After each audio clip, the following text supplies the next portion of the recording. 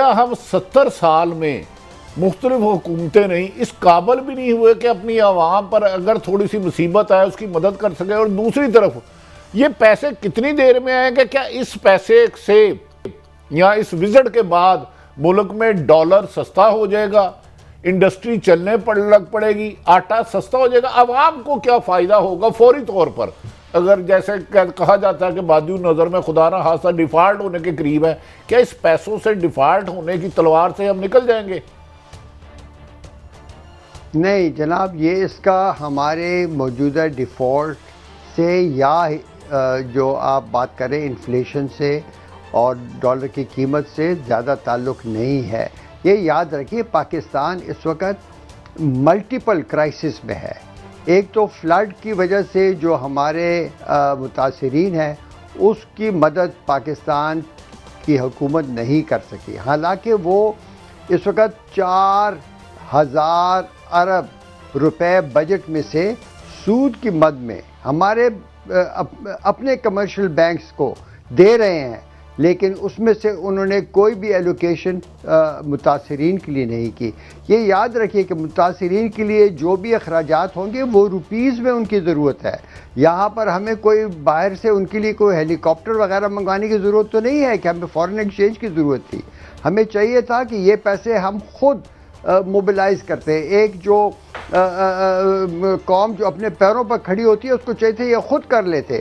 عوام نے بڑی مدد کی، لیکن حکومتوں کی سائٹ سے جو امداد آئی ہے وہ میرے خیال میں اس سانحہ کے مقابلے میں یہ کچھ کمزور رہی ہے۔ تو اس وقت تو مجھے نظر نہیں آتا کہ آپ کی جو اس وقت ڈالر کی اور انفلیشن کی جو کرائسس ہے اس میں کوئی فرق پڑے۔ اس کا حل جو ہے میں نے جیسے ابھی بتایا کہ اس کا حل پاکستان کی اندرونی پالیسیز میں ہے۔ آپ کے پاس اصل میں ایسے کوئی آدمی نہیں ہے، ایسے انچارج کوئی نہیں ہے جو اس مرض کو سمجھے اور اس کا کوئی حل اس کے ساتھ ہی سوال، ایک تو بندوں کے زیادہ تعداد سے زیادہ مدد ملتی ہے یا اس کو اور بھی فائدہ ہوتا ہے؟ یا یہ کوئی اپنا وہ چیریٹی ٹورزم ہے؟ چیریٹی ٹورزم ہی آپ کہیے، یہ بڑا اچھا لفظ آپ نے ایک ٹرم آپ نے انٹروڈیوس کر دی۔ بات یہ ہے کہ جو بیرونی ممالک ہیں وہ پاکستان پر ایک قسم کا ہنستے ہیں کہ جب لون بھی لینے جاتے ہیں، امداد لینے بھی جاتے ہیں۔ ابھی پچھلے دنوں میں ہمارا جب کرائسس تھا ہم کبھی قطر جائیں، کبھی چائنا جائیں، کبھی UAE جائیں، ہماری ڈیلیگیشنز جس سائز میں جاتی تھی اس سے یہ نہیں لگتا تھا کہ بھئی یہ ملک غربت کی لپیٹ میں پھنسا ہوا ہے۔ وہ جناب شاہانہ ڈیلیگیشن کے سائزز جا رہے ہیں۔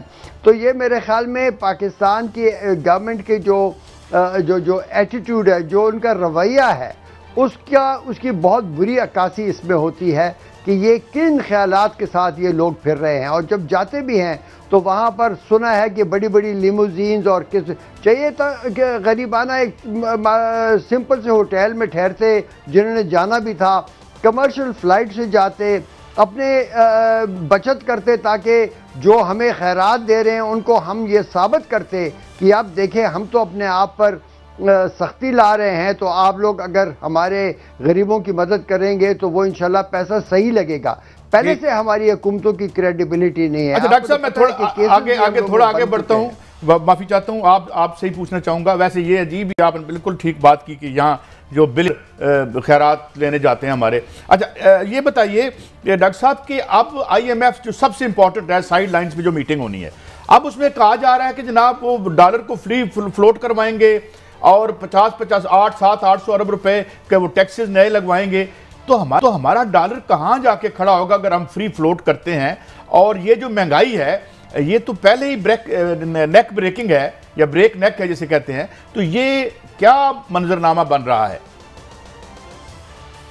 جناب دیکھیے جو اس وقت فارن ایکسچینج مارکیٹ کے جو حالات ہیں وہ تو جسے کہتے ہیں سسٹینیبل نہیں ہے، وہ دیر پا نہیں ہے۔ آپ کی جو آفیشیل ریٹ میں اور اوپن مارکیٹ ریٹ میں بہت بڑا فرق ہے، اور وہ اس کی وجہ سے ایکسپورٹرز بھی اپنے جو پروسیڈز ہیں وہ یہاں پر تاخیر سے ڈپازٹ کرتے ہیں اسٹیٹ بینک میں، تو اس سے مسئلہ اور گمبھیر ہوتا جاتا ہے۔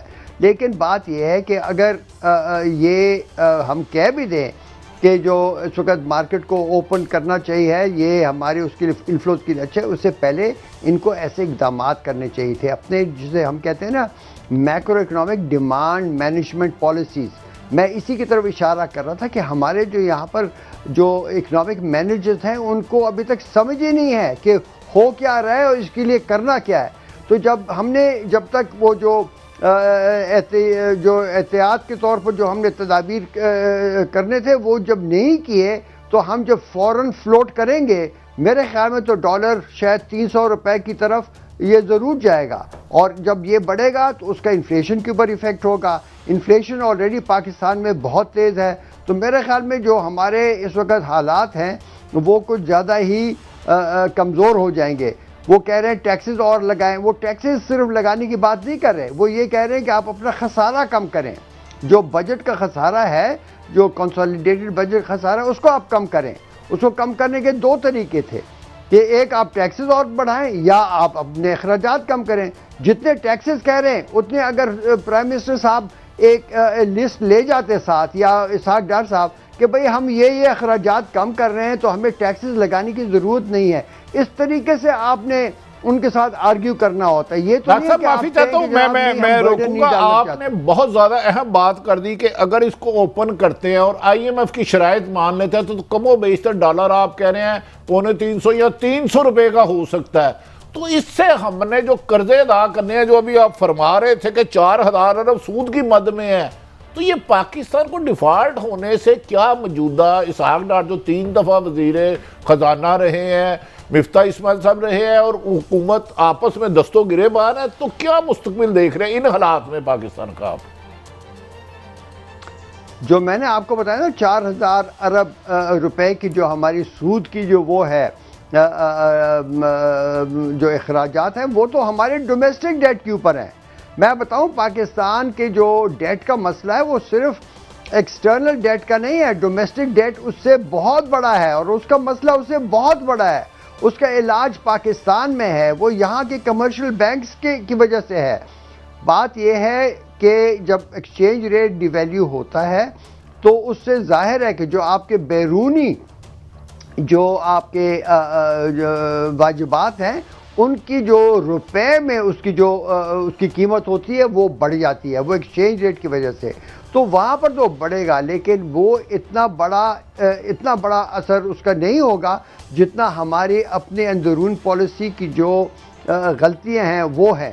تو یہ ایکسچینج ریٹ جو ہے یہ ایک قسم کا کنورٹ کرتا ہے نا تو ڈالر کو اس میں، تو یہ تو لازمی ہونا پڑے گا.